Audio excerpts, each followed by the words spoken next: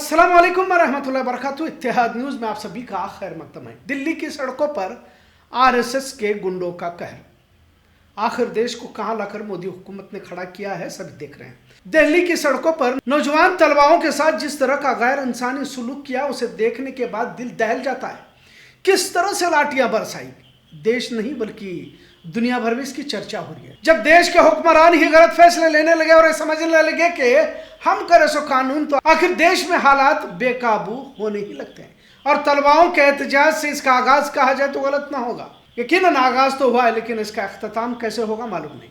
नौजवानों की आवाज को दबाने की कोशिश तानाशाह हुकूमत की जानिब से की गई, लेकिन क्या कभी मोदी शाह की सल्तनत में कोई इस तरह की बगावत भी हो सकती है? शायद सोचा नहीं होगा। बहरहाल सोनम वांगचुक को हिरासत में लेने के बाद एहतजाज करने वाले तलवारों में गुस्सा देखा गया। फिर अभिषेक दिप्के ने भूख हड़ताल को कायम किया। बड़े बड़े सियासी और फिल्मी सितारों ने जाकर अपनी हिमायत दर्ज की। सोनम वांगचुक को जिस तरह सफेद कपड़े में लाश की तरह ले जाया गया, इससे न सिर्फ कांग्रेस जनता पार्टी के कारकुनान में ही नहीं बल्कि देश भर में मोदी हुकूमत के खिलाफ एक नाराजगी देखी गई।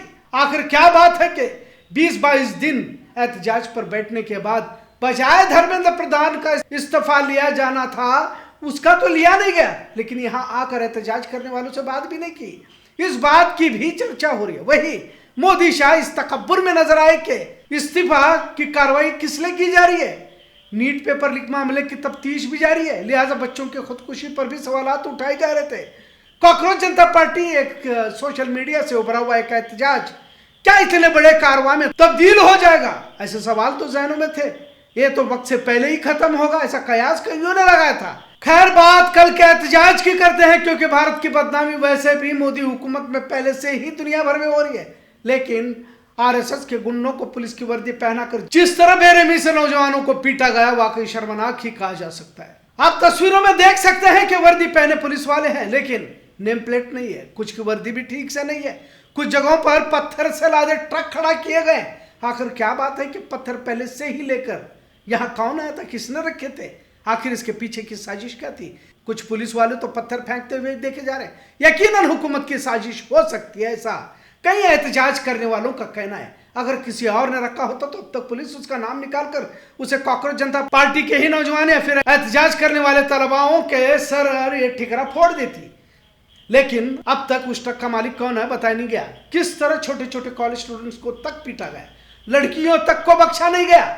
एक तरह सड़कों पर बेरहमी से लाठियां भांजी गई, जिसमें कई नौजवान जख्मी हुए, कईयों के सर फूटे, कईयों की हड्डियां टूट गई। आज कल का एहतजाज और आगे बढ़ चुका है। कांग्रेस के कायद राहुल गांधी तक को हिरासत में लिया गया।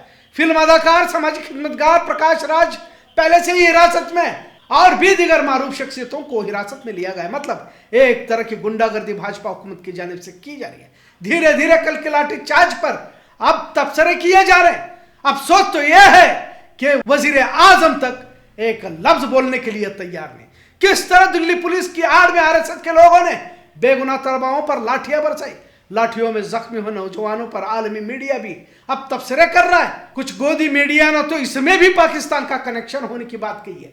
इस एहतजाज से इतना जरूर हुआ है कि गोदी मीडिया के रिपोर्टरों को खदेड़ा गया, मतलब गोदी मीडिया की औकात दिखाई गई, जिससे चाटुकार पत्रकार काफी आहत हुए हैं, क्योंकि काफी इन्हें जलील किया गया। बदलते हुए हालात से गोदी मीडिया में खौफजदा है। उन्हें डर है कहीं मोदी हुकूमत चली जाती है तो इनका क्या, इनका तो ठिकाना जेल ही है। और अब तक सत्ताधारियों की जानिब से जी हुजूरी करने से लाखों करोड़ों कमाए जा चुके थे, अब क्या करेंगे? और सही कहा जाए तो इस एहतजाज ने लोगों की सोच को बदल दिया है और साथ में भाजपा आरएसएस के प्लान को भी नुकसान पहुंचाया। अगर यह एहतजाज जिस तरह से आगे बढ़ रहा है, और उम्मीद करते हैं कि इसी तरह से आगे बढ़े, और नौजवान जिस तरह लाठियां खाने के बावजूद अपनी जगह से नहीं हिल रहे थे, इसका मतलब यही है कि अब देश का युवा तब्दीली चाहता है। अब सत्ताधारियों की मनमानी के सामने झुकना नहीं चाहता, और मोदी शाह भी डरे हुए। वरना क्या बात है कि बिना नेम प्लेट की वर्दी पहने गुंडों को क्यों उतारना पड़ा? एक तरह से तब्दीली की शुरुआत तो है। हमने इससे पहले भी वीडियो बनाया था और कहा था कि सोनम वांगचुक को हिरासत में लेकर मोदी शाह ने गलती की है, और मोदी शाह को यह महंगा पड़ सकता है, क्योंकि अब तानाशाही को घुटनों पर आना पड़ेगा। महज सोशल मीडिया से शुरू हुआ नौजवानों का एहतजाज, जो जस्टिस सूर्यकांत के बयान के बाद शुरू हुआ था, जिसमें उन्होंने कहा था कि आज का नौजवान कुछ काम नहीं करता, देर से उठता है, सोशल मीडिया पर मसरूफ रहता है, और कुछ तो एक्टिविस्ट बन जाते हैं वगैरह। और ये लोग कॉकरोच की तरह है। लिहाजा इसी बात को अभिषेक दीपके ने तहरीक के तौर पर शुरू किया और मैं हूं कॉकरोच कहकर जस्टिस जे सूर्यकांत के बयान की मुखालफत की, अपने दोस्तों को इस तहरीक का हिस्सा बनाया।